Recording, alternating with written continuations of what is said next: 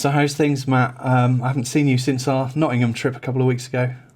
Yeah, all good. It's strange to be talking now after the last time I saw you was in person. Yeah. That's our second ever real life meeting, I think that was, wasn't it? Is it only our second? Yeah, I think you're right, yeah. I can't actually remember what the first was. Oh, it was the same event the year before. Yeah, that's right. That didn't take much thinking about. No, it's great to catch up and also meet some new people within our niche. So we met Tim and Joe from the Restoration Couple for the first time. They were great. And Matt Estley as well. Lovely bloke. We had a really good time. So it was a kind of like a YouTube industry event, wasn't it? Yeah, very much a private event. They keep it quite secret and change the venue each year because not us, but there's some big names that go, so they like to keep it all private. But Nottingham, I was really impressed by. I'd never been before. I want to go back and go down the caves. I think you want to go back and go to the Cat Cafe again. Yeah, so we had a trip to the Cat Cafe, didn't we, Matt? We did. It was good. Amazingly vibrant place, wasn't it? Because you visit so many cities and towns within the UK nowadays, and everything kind of feels a little bit humdrum and a little bit dead, and lots of closed shop fronts. But Nottingham had none of that, really. None of that. Lots of independent cafes and vintage clothes shops, and because it's a student population, it's just we tried to go out for dinner. I think it was the Saturday night, and we couldn't get in anywhere. Yeah. Everything was fully booked. It was really nice to see. I was off visiting family and went round to Hemel Hempstead town centre, and it's just every other shop's boarded up. And it's just depressing. Have you been up to much over the past couple of weeks? Obviously in Nottingham with you, then I came home for just over a week, and then I think I went off and visited family. I've only been back a few days. All I've been doing is either been away at these things or in the workshop because I'm so behind on videos. And I'm getting less and less motivated to work out there. The weather's gone horrible, cold. Yeah. And this is early November, so it's nothing yet. And I know it's going to be a real problem. It was raining yesterday and it was dark, and going out to the workshop and standing there and it's cold. It's horrible. And I went out and set everything up, and then I went back in the house and did some work on the computer and didn't do any work in the workshop. And I really, really needed to. Oh. You got to be in the right frame of mind to do it. Yeah, I'm struggling with the whole right frame of mind thing as well. Less to do with the weather, though, and more to do with just struggling with motivation again. And it always seems to be this time of year, strangely. So maybe it has got something to do with the weather or the seasonal changes. But I'm finding at the moment that everything I touch turns to, I won't use expletive, but particularly with the house. It's taking up all my time. When I was finishing up the catio, it started raining quite heavily. I was kind of doing the mad dash of trying to get all of my tools inside, as you do. And I noticed that one of our downpipes on the bungalow was overflowing. So I thought, this is odd, because I always put those mesh things in the top so that you don't get leaves down there and stuff. So I knew it wasn't blocked. And also we only had them replaced 2 years ago. So I took all of that apart, and I found that the downpipe had literally just been sat on the ground. So it's just filling up with water, overflowing at the top and overspilling. Unfortunately, it's just another example of a tradesman not doing the right thing. I mean, I'm not saying he deliberately sat it on the ground, but they were basically paid to replace all of the guttering and downpipes as they were, and that's probably what he did. But why didn't he think to tell one of us that there wasn't a pipe? It wasn't leading to a pipe in the ground. Yeah. So anyway, I dug it all out, and about literally 6 inches of soil, I finally found a pipe that it was meant to be connected up to.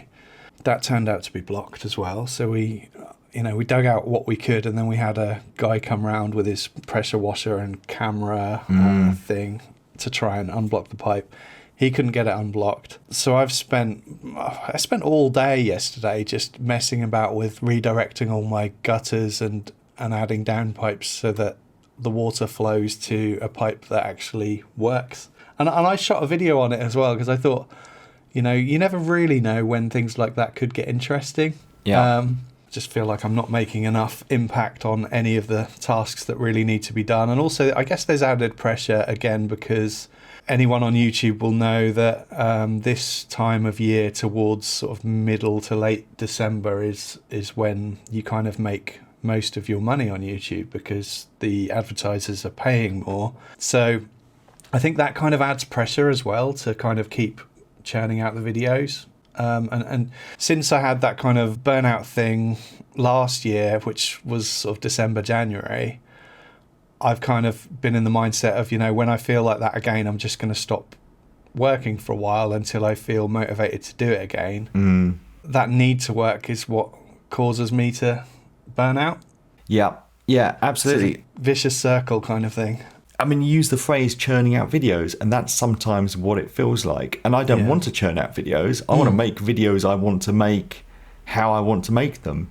Yeah. But sometimes you've got other things going on and you've just got 2 days to make a video. Yeah. And you don't enjoy doing it and you don't know happy with the result. And what do? Not put the video up and just miss a week. But as you say, at the moment, this is where you make most of your money all year, which you've budgeted for because your earnings would drop off hugely in January. So you need the money. So the burnout thing is hard. I'm feeling it too, but I don't know what to do about it. You mentioned kind of not feeling happy with your output and putting out a video that you don't feel good about. Do you ever shoot a video and then decide, I'm not going to put it out? Because the reason I ask is I've done 2 recently where I've just not been happy with the end results and I'm just not going to push them out. Well, I did a vlog a few weeks ago and I filmed the bits to the camera just before I went away to see family. And I looked at them and I was doing some bits to the camera, talking to the camera, and I just looked so depressed in them. And it's a strange thing that if you just talk to the camera like me and you talking now, you look really down.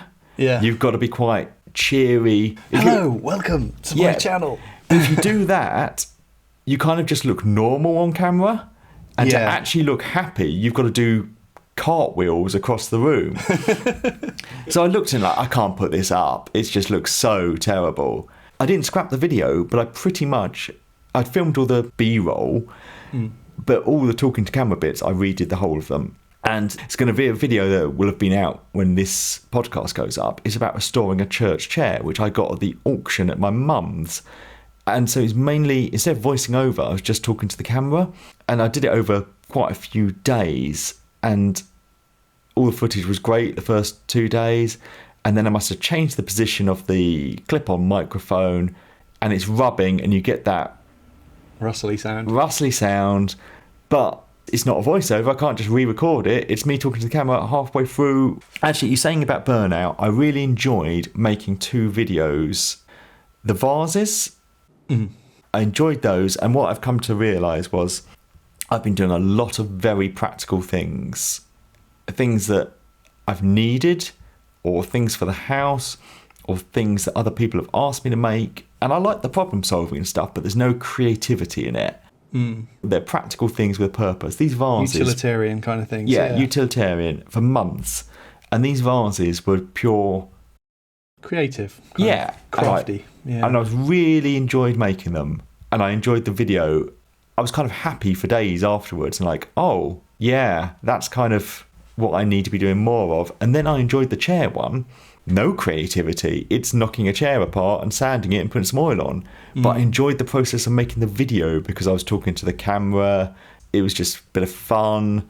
I did those 2 videos in 1 week, so I was super productive because I was enjoying it. And then I tried for a third, and I got 5 minutes in and no, I just can't do it. Sometimes you push yourself too much and then you get burnt out as well. So, which is annoying because I was enjoying it and I should have just taken a couple of days off. Well, not days off, but what's nice about this is it's not just in the workshop all the time. You've got computer work to do and things. So you have that little break in between. But I imagine you were excited about the cattery, weren't you? I was excited about the project. I was so excited about the project. But I didn't enjoy it because it was at a time when all of my mental capacity was worrying about the roof. Because I was basically project manager for that whole project, I guess. And I had no experience in anything like that. And I just found it completely overwhelming. So the catio should have really been a welcomed distraction, and something that was exciting to do, but it wasn't. Just didn't feel right. And I got a comment last week on the video that actually really hurt me. It said something along the lines of, "I'm disappointed, not to your usual standards," or something like that. And that just completely, it was like a kick in the face. I just haven't been in the right frame of mind. I hadn't even occurred to me that it was that comment that did it, but now we talk about it, I've kind of realised that it was that comment that kind of has completely zapped all of my energy. But, you know, people always say it's when people comment negatively and there's an element of truth in it that it really hurts you. That's why it hurts me, because I know that project should have been something that was really exciting to do. Working with chicken wire was awful. I never ever want to do that again. I just didn't enjoy it. It's better just to block people, isn't it? And just ignore it. Because it is. As you're saying, this comment you had has eaten away at you. Yeah, and like I say, like 9 out of 10 negative comments I get are genuinely water off a duck's back, because, you know, I've been dealing with that stuff, as we all have, for so long now. It's just like, that just doesn't affect me. I really don't care what your opinion is.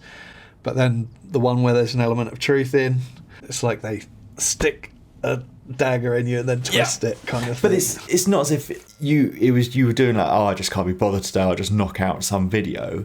It was just sometimes things go wrong. Yeah. And that's just happens to everyone.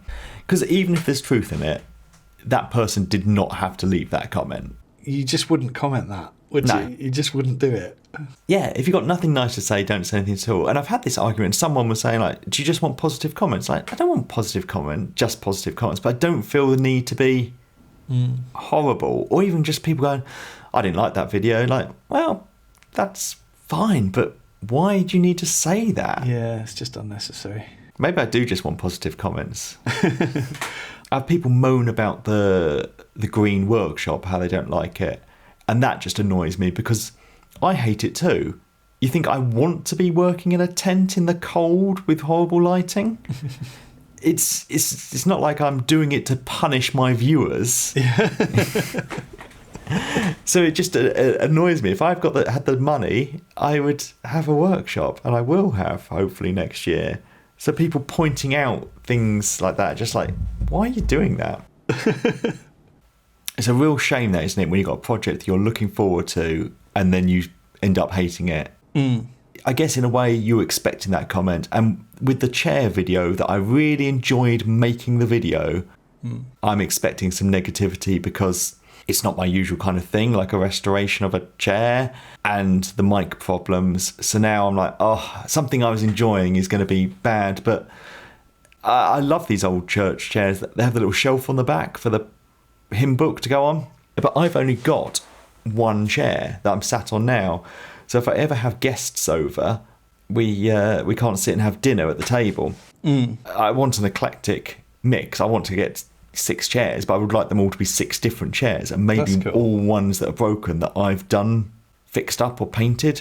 Yeah. And I think that'd be a nice little thing. So I'm on chair 2. I just need to keep the collection going. So I can make one friend at the moment, but no more.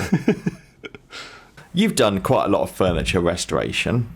Yeah, I absolutely loved it for a while, but again, I've got 3 items of furniture that I picked up well over a year ago now that have been in our spare room waiting to be restored, and I just don't have the appetite that I once had for doing them. Well, hopefully it come again.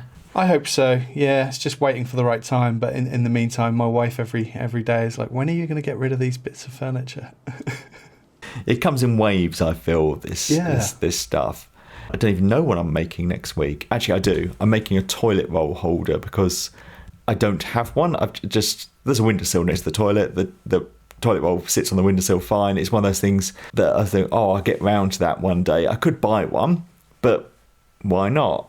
Wall mounted or freestanding? Wall mounted, and my idea is to make it out of oak, because I've got an oak windowsill in there. And I was like, it's a really simple thing. So how can I make this an interesting video? I'm making it out of oak. I'm going to use an expensive table saw, expensive band saw, a £300 mitre gauge, which everyone can't believe it costs £300. And then I thought, you know what, I'll make exactly the same thing again out of a pallet, and try and just use hand tools and a drill. And that would be the interesting hook to the video. Almost, I wasn't excited about making a toilet roll holder. It's been on my list pretty much since I moved into the house, but because it's so simple, I'm sure you have projects that have been on your list for years and you just keep knocking them down the list because you're not motivated to do it. Hello, Matt here. It takes us quite a lot of time to prepare and produce each episode of this podcast, and we'd like to keep putting it out for free. If you enjoy the podcast and you'd like to help, support and shape future episodes, you can find a link to our Patreon page in the show notes or just search online for Workshop Banter Patreon. Thank you, and now back to the podcast. The end is in sight, I feel now, of the new workshop and art. So are you still thinking kind of April, May time to make a start on the build? I think I started my mum's garden room the end of March, which in my head I thought sounded really early. Weather was lovely. I remember it was pretty much, I was wearing a hoodie, I think, at the start, but by the end of the build, it was t-shirt weather. But you got to play it by ear. Could be snow on the ground, could be gale force winds. I'm going to get the the groundwork done, because the base is already made. I'm standing on it in the workshop. Yeah.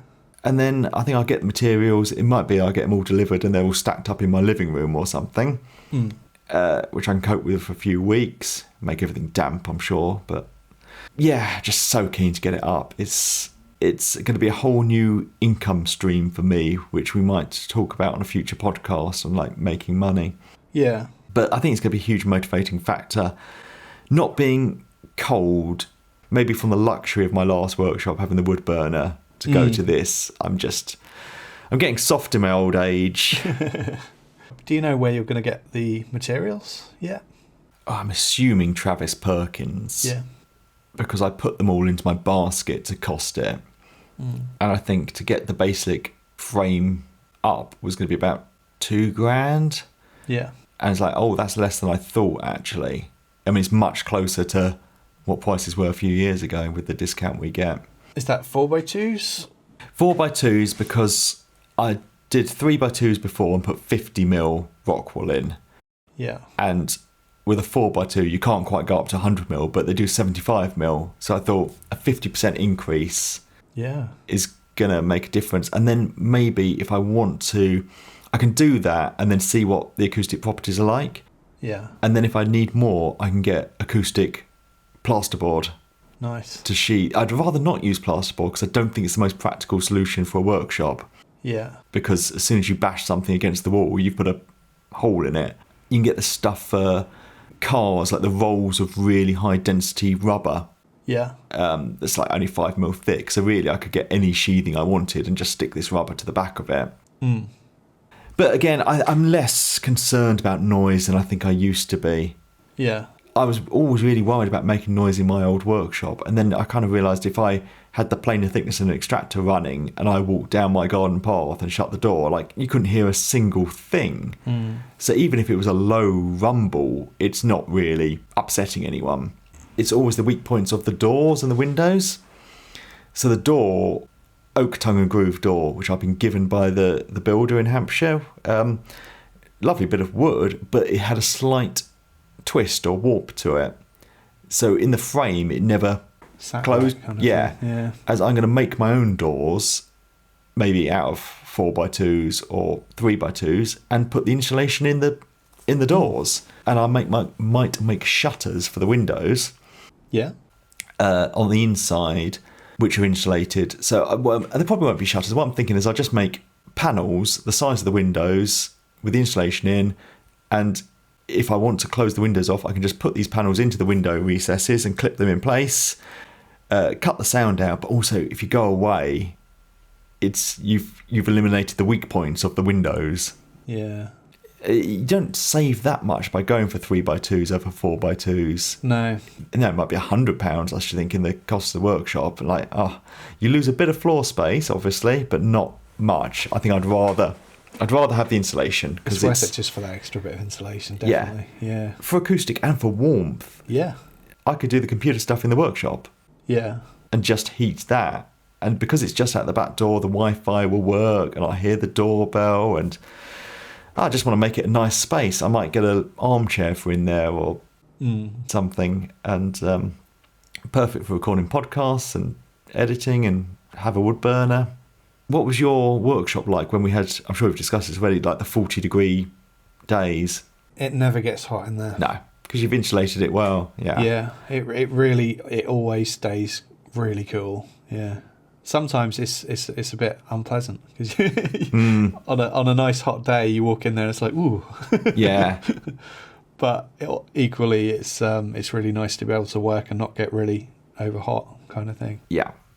That's a thing I think a lot of people don't think about with the installation is it works both ways. Yeah.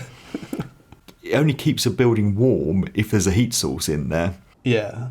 Really, but yeah, it keeps it cool in summer, and that'd be great because my workshop, the tent, was just, if there's sun on it, it'd be a few degrees hotter than it is outside. So when it was 30 something degrees, it was just insane in there. So I haven't told you my one bit of exciting news, but on Sunday we picked up a new cat. Ooh.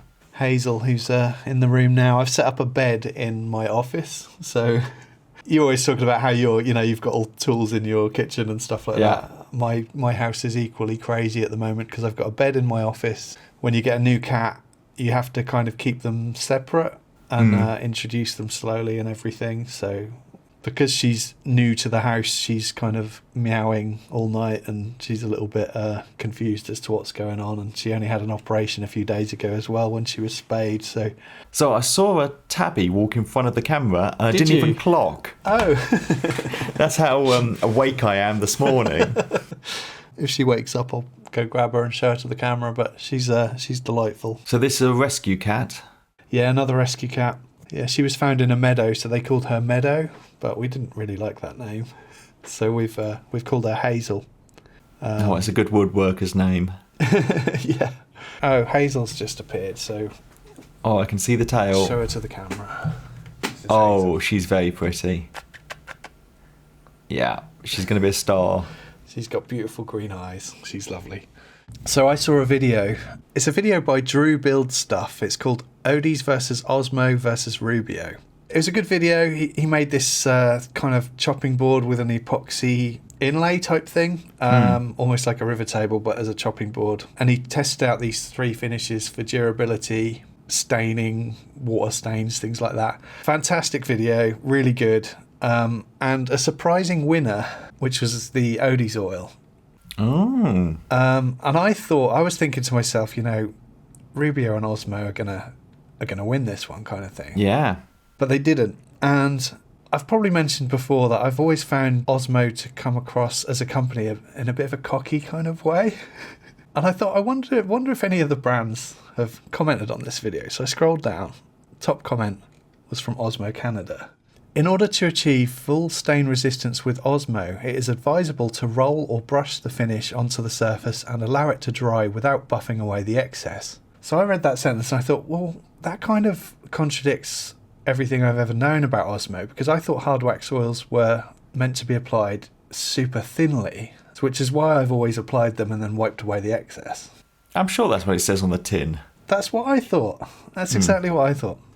So it goes on to explain, basically the reason his test failed is because he applied it thinly.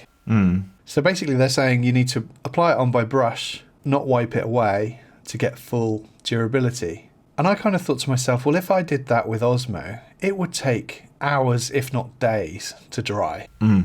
Even if it's a hot day, it's still going to take a long time to dry. Anyway, they've given this long list of instructions. Drew Build Stuff commented back saying, thanks for getting in touch. I'll try the method outlined above and re-upload the video. So I don't know if he's uploaded that yet. I don't think he has, so I'll look forward to seeing that in future. But then there's this long thread of conversation from there that goes on with other people getting involved. One of the top comments is from somebody called Craigula Joe Woodworking. And he's put, if you need 250 plus words to describe how to use your finish, you're doing something wrong. This comparison is within reason, fair and accurate. You can see that. Being told that someone read your label 5 times is evidence of the customer's experience which you failed to acknowledge in your 2 comments. In fact, it reflects poorly on your company that you are dismissing his observation. As an additional example, I am now turned off Osmo as a result of the condescending comments. And anyway, I'm not going to read through every comment on this thread, but if anyone's interested in it, I'd highly recommend checking it out, because I think it's really interesting. The other thing that really struck me as amusing was in every comment that Osmo Canada write in this thread, they say that if you need any advice, you should call this number. Mm. And, people are saying, well, surely you should just put the information on the can. Yeah, as to it's a how wood best to finish. apply it. Yeah. Yeah. It shouldn't be that complicated. I've just looked up on Wood Finishes Direct, which I've used a few times, how to apply Osmo. Mm-hmm. Apply first, coat thinly and evenly, and then step 2, remove any surplus oil and leave to dry for 8 to 10 hours. Well, there we go then. That's and then a such second thin conflict, coat. So this is what I imagine they've pulled this information off the Osmo website, because it seems to be, whenever I've bought Osmo or look up Osmo, Wood Finish Direct seems to be the first result. So yeah, I mean, Rubio Monocoat I imagine is even more complicated, isn't it? Because have you gone to their open day thing? No, I've been invited quite a few times. I've been invited, but if you've got to do a training course to apply a wood finish, I'm interested to see it. I really am, because I would love to go down and see how it works. I find that stuff really interesting, but equally I can never see myself buying a can of Rubio Monocoat. And yes, I could probably get a free can or whatever, but I don't want to be using a product that's that high-end and expensive. I just think it's unapproachable for the vast majority of makers. Oh, people were mad at me for having an expensive mitre gauge. Wood finishes, yeah, I think even more so. It's so expensive. I mean, Odie's oil is expensive, though. It is very expensive, especially for the quantity you get. For the quantity, and I think, consider they say it's all natural product, which they don't say what it actually is, I don't think. I bet it's not very complicated. I've never seen a true definition of what Odie's oil is, No. but I'm assuming it's also a hard wax oil. Mm. I must admit, though, I was pretty disappointed to see Odie's win after all of the Odie's controversy that's been going on. Basically, the owner of Odie's oil, he made a few flippant comments, didn't he, about that came across as very arrogant and kind of anyone doing woodworking in a garage. Yeah, with a baseball cap on. Yeah, kind of He's upset not a lot a real of people. yeah, his product's only for professionals, not for. Yeah, that's right. But the video didn't even say Odie's was bad. I think he compared Rubio Monocoat and Odie's, and in his opinion he preferred Rubio. Yeah. He wasn't saying anything bad about the product, but the owner, had a whole big public argument which didn't do him any favours. I mean, I used to love Danish oil until I realised what it was. A few people had commented you should wear gloves, and I was like, I thought it was just a natural oil, and it's not. It's got drying agents and all that in, and Danish oil is like a generic term. Is it boiled in linseed oil and varnish or something like that? Yeah, basically. So, but I think everyone has their own formula for it. There's no science behind it being called Danish oil. Basically, you can put whatever you want in it, and it's still you can still brand it as Danish oil or something. So I've moved to pure tung oil, which takes ages to dry. Do not do this at home, but in theory, I think you could eat it. Yeah, I've actually used pure tung oil for the first time a couple of weeks ago on a project, that Butcher's Block project. Right. I was really impressed with it. Oh, has that been out, the Butcher's Block video? Not yet, no. I was going to say, I thought I'd missed it. I have been away a lot. I've missed a lot of things. And I just like using less chemicals and more natural stuff. Yeah, it's totally food safe, isn't it? Totally food safe. But it offers more protection than mineral oil, which actually mineral oil is... What was I watching? Oh, I was having a go at making candles using paraffin wax. Paraffin wax and mineral oil are the same product. Are they really? Apparently. So mineral oil is actually a petrochemical kind of byproduct. Yeah. As tung oil is plant-based. So I'm much more into plant-based. But it's complicated, isn't it? Because the boiled linseed oil is toxic, but pure linseed oil people drink as a health supplement. Really? Yeah. I never knew that. Yeah. You can buy it like linseed oil in health food shops. Oh, right. And you can use it as a wood finish, but the boiled linseed oil, I think, has the drying agents in so that it dries much quicker. So it's well, you're more into this than me. I love oil-based finishes because, well, I do brush them on a lot of the time, but then you just buff them off with a cloth. You don't have any drips or runs or... Yeah. To do a nice varnish coat, in fact, when I was in Hampshire, I sanded down the bar and did it over 4 days. Varnish build up, how the real gloss shine on a wooden bar top in a pub, and it's just so much work and so messy. I love that kind of work, though. I know you would. I hate that kind of work. As I think if I was to do it now, I would finish it with more of a hard wax oil, rather than varnish. You could get a gloss one, and it'd be so much easier. And I probably could get it done in half the time, rather than leaving it almost 24 hours between coats. Yeah. It was and sanding varnish down in between, it's messy, obviously. Yeah. Yeah, I don't know. I'm not into it. I like my oil finishes. They're just so idiot proof. I like them as well. They definitely look and feel nicer on the wood. My one problem with them is the yellowing effect. Like if I use them on beech or pine or something like that, I just don't like amber colour tone that it adds to the wood. No, I totally agree with that. But they are nice on oak or walnut or something like that. With or oak, sapele. Yeah. It's weird because that warmth in oak looks really nice. It's what you want. Yeah. Whereas on pine, it just looks cheap and nasty for some reason. Why is that? I know sapele's your favourite, and I made the vases, and it's a nice looking wood, just raw. But the colour change you get when you put the oil on that is just lovely. It really is dramatic. I'm going to look up Odie's oil because you said you've got some, haven't you?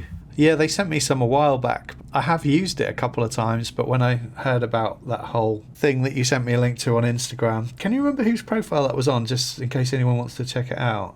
I can probably find it because if I sent it to you on Instagram, we don't communicate much on Instagram, so it's probably the last thing I sent you. I'll put a link to it in the show notes if we can find it. But yeah, it's worth seeing that because it kind of gives you a whole new perspective on the company, unfortunately. When things like that come about, it can completely put you off of using a product, can't it? Because that one person's opinion, the director of the company, whoever it might be, tarnishes the whole brand. And I certainly never want to use that product now, even though it performed best in this particular video that I was talking about. Yeah, but if he'd have commented going, "Oh, thank you for the review. I'm sorry that you didn't find the product was the winner, but we think it's great and it has these advantages or something." You could. It's the tone, isn't it? Not just going, "You're wrong." It's just being professional, kind of thing. Yeah. So, what have you been watching? Oh well. Farmcraft 101 DIY 20-inch disc sander build. I can't remember. I watched this a few months ago because I think it was adding a disc sander to a lathe. So I know you've got a disc sander, but I've got no stationary sanding machines at the moment. Yeah. And I'd quite like some, but it's having space and I'd quite like a lathe. So I quite like the idea of having a lathe and then putting a faceplate with a sanding disc on so that one machine does two things. Yeah. But he's got some interesting farmy engineering videos. What have you been watching? I think I mentioned in my last vlog video on my YouTube channel that I was struggling to get recommendations for YouTube channels. And since then, I've just had an influx of emails from people that watch woodworking videos just recommending channels, 90% of which I'm already subscribed to and I'm already familiar with. But one of the recommendations came through from our friend Carl at Strawboat Workshop, a channel called Sawyer Design. The video he sent me a link to was called Gaming Desk Build. And this desk has everything. I mean, it's curves, impressive joinery, inlays, veneering. It's such a good project. I kind of watched the whole thing from start to finish and just thought this is like really good stuff. So yeah, Sawyer Design, Gaming Desk Build. Also, Strawbite Workshop's a good channel. Excellent, yes. Yeah, you should check out Strawbite Workshop. Should we call that a day then? Yeah, nice to chat to you. I feel a lot happier now than I did when we started. Oh, Sorry that's if I was good. a bit morbid at the start. No, we all. I've been really struggling. I had a couple of weeks, but I did that video and I looked back like I can't use any of this footage.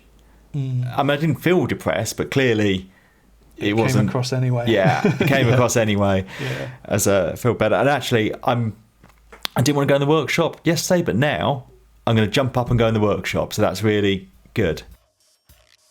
Thank you for listening. You can find Keith on YouTube by searching for Rag N Bone Brown and me by searching for Badger Workshop. We have a Patreon page if you'd like to help support us in making future episodes of the podcast. Link to that in the show notes. And we have a Workshop Banter Instagram and Facebook page if you'd like to get in touch, which is @workshopbanter, all one word.